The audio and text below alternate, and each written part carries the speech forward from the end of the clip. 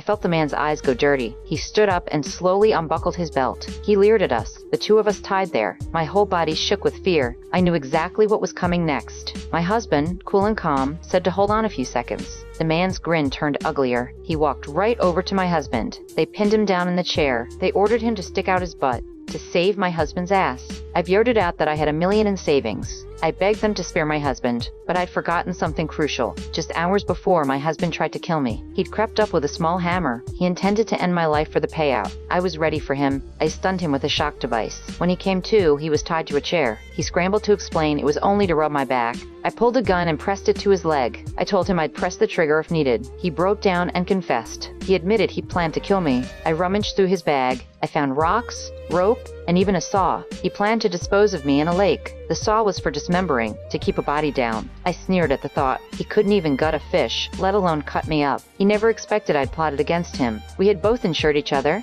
Each of us wanted the other gone for money. I wasn't stupid enough to do it myself. I forced him toward the cliff with the gun. I told him to jump. He backed away in panic. Footsteps came from behind. It was Mike, his buddy. He'd been brought in as backup. The plan was to split the payout afterward. Mike's share was only $200. I scoffed and said my policy was $2 million. My husband clamped a hand over my mouth. Mike heard everything. He leveled a gun at my husband. My husband panicked and begged him not to trust me. I told Mike I paid a policy on my husband too. I offered Mike $500 to take him out. My husband raised it to $1,500. I pushed it to $2,000. Mike froze, stunned by the cash talk. While he hesitated, my husband lunged for the gun. In the scramble, Mike blocked the muzzle with his hand. A shot rang out. His hand was gravely injured. He dropped the shovel and ran, screaming to call the police. He didn't get far. Another shot echoed. My husband hadn't expected to take his friend's life. When he realized what happened, I had broken free. He swung the gun at me and pulled the trigger without thought, but the gun has no bullets left. As he tried to reload, I stabbed his foot with a knife.